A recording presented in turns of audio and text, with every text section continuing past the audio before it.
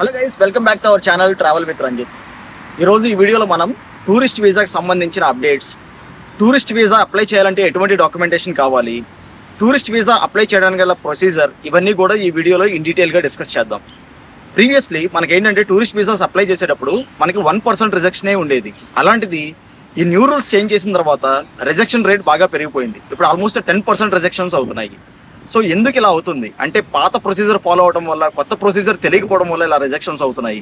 So ఇలా rejections అవ్వడం వల్ల చాలా మంది మనీ కూడా వేస్ట్ అయిపోతుంది. సో ఈ రోజు ఈ వీడియోలో ఈ టూరిస్ట్ వీసాస్కి ఎటువంటి డాక్యుమెంటేషన్ చేయాలి అనే దాని గురించి ఇన్ డీటెయిల్గా మనం ఎక్స్ప్లెయిన్ చేద్దాము. So guys, let's start our video.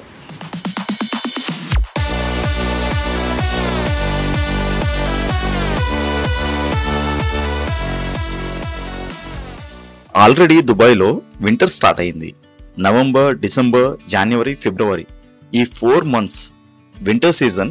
So దుబాయ్కి చాలా మంది tourist all over the world దుబాయ్కి వస్తారు.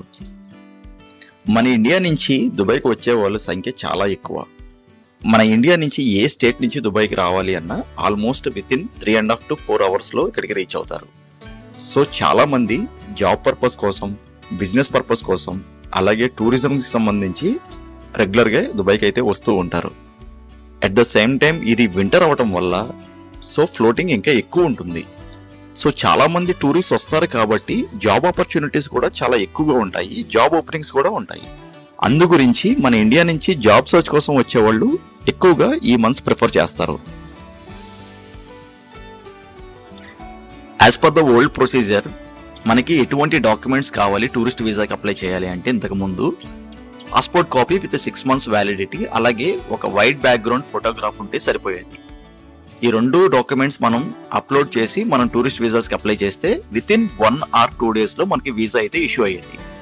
ఒక్కసారి వీసా ఇష్యూ అయిన తర్వాత మనకి 60 days టైం ఉంటుంది ఈ కంట్రీ లోపలికి రావడానికి.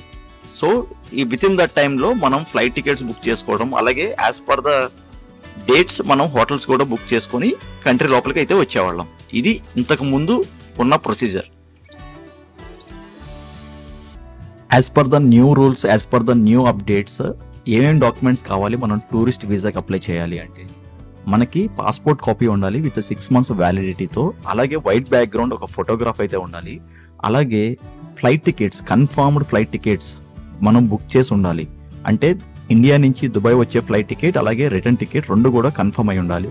అలాగే హోటల్ బుకింగ్, ఏ డేట్స్ అయితే మనకి ఫ్లైట్ టికెట్స్లో మనం మెన్షన్ చేస్తామో వచ్చే డేటు వేరే డేటు, ఆ డేట్స్లో హోటల్ కూడా బుక్ అయి ఉండాలి with proper QR code document అయితే ఉండాలి. ఈ డాక్యుమెంట్స్ అన్నీ కలిపి మనం సబ్మిట్ చేస్తే అప్పుడు మనం వీసాకి అప్లై చేయగలం. సో ఈ డాక్యుమెంట్స్ అన్ని త్వరగా వెరిఫై చేసి వాళ్ళు దాని ప్రకారంగా వీసా అప్రూవల్ ఇవ్వడమా రిజెక్షన్ చేయడమా అనేది వాళ్ళు డిసైడ్ చేస్తారు. వన్స్ అప్రూవల్ అయితే okay, if in case rejection అయింది అంటే గనక మనం ఆల్రెడీ ఫ్లైట్ టికెట్స్ బుక్ చేసి ఉంటాం కాబట్టి ఫ్లైట్ టికెట్స్ అండ్ హోటల్స్ దానికి స్పెండ్ చేసే అమౌంట్ లాస్ అవడానికి ఛాన్సెస్ ఎక్కువ ఉన్నాయి. ప్రీవియస్ ప్రొసీజర్ ప్రకారంగా వీసా వచ్చిన తర్వాత ఇవన్నీ బుక్ చేసేవాళ్ళం, కానీ ఇప్పుడు వీసా అప్లై చేయడం కోసమే ఇవన్నీ బుక్ చేసి ఈ డాక్యుమెంట్స్ మనం సబ్మిట్ చేయాల్సి వస్తుంది. అంతేకాదు ఏ పర్సన్ అయితే ట్రావెల్ చేస్తున్నారో వాళ్ళ దగ్గర సఫిషియంట్ అమౌంట్ కూడా ఉండాలి. ఆల్మోస్ట్ ఒక 3,000 dirhams అయితే వాళ్ళు క్యారీ చేయాలంటే వాళ్ళు either they can show in the credit కార్డ్లో చూపించవచ్చు, లేదంటే మీ బ్యాంక్ స్టేట్మెంట్ ఉంటుంది కదా, ఆ లాస్ట్ 3 months స్టేట్మెంట్లో కూడా ఒక 50,000 to 60,000 అమౌంట్ అయితే మీరు చూపించాల్సి వస్తుంది. టూరిస్టులు ఎవరైతే వస్తున్నారో దుబాయ్కి వాళ్ళు జనరల్గా 4 daysకో 5 daysకో లేదంటే 10 daysకో సో టూరిజం పర్పస్ మీద వాళ్ళు వస్తూ ఉంటారు. సో వాళ్ళు ఎనీ హ్యావ్ వచ్చే టికెట్, రిటర్న్ టికెట్, అలాగే ఫ్లైట్ సంబంధించిన both the way tickets plus hotel bookings ఎలాగో చేసుకుంటారు.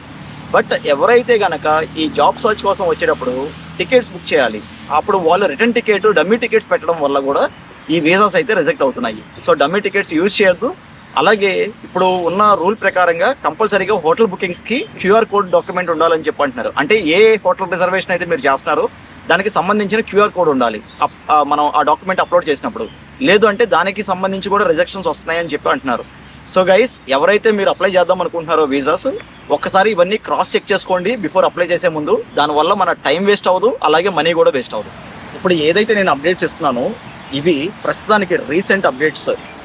ఏది దుబాయ్ గవర్నమెంట్ ఏదైతే టూరిస్ట్ వీసాకి సంబంధించి ఫాలో అవుతుందో ఇవి రీసెంట్ అప్డేట్స్. ఇన్ ద ఫ్యూచర్లో కనుక మీరు దుబాయ్ ట్రిప్ ప్లాన్ చేసుకునేటప్పుడు వీసా అప్లై చేసుకునే ముందు ఒక్కసారి క్రాస్ చెక్ చేసుకొని అప్పుడే అప్లై చేయండి. సో దట్ టైం వేస్ట్ ఉండదు, అలాగే మనీ వేస్ట్ కూడా ఉండదు. అయితే నేను ఇన్ఫర్మేషన్, ఈ టూరిస్ట్ వీసాకి సంబంధించిన ఇన్ఫర్మేషన్ ఏదైతే మీకు చెప్పానో మీరు యూస్ఫుల్ అనుకుంటే కనుక, అలాగే వీడియో నచ్చితే కనుక మన ఛానల్ని సబ్స్క్రైబ్ చేసుకోవడం మర్చిపోకండి. ఇలాంటి మరిన్ని అప్డేట్స్ దుబాయ్కి సంబంధించి మన ఛానల్లో నేను పోస్ట్ చేస్తూ ఉంటాను. Thank you guys, thank you so much.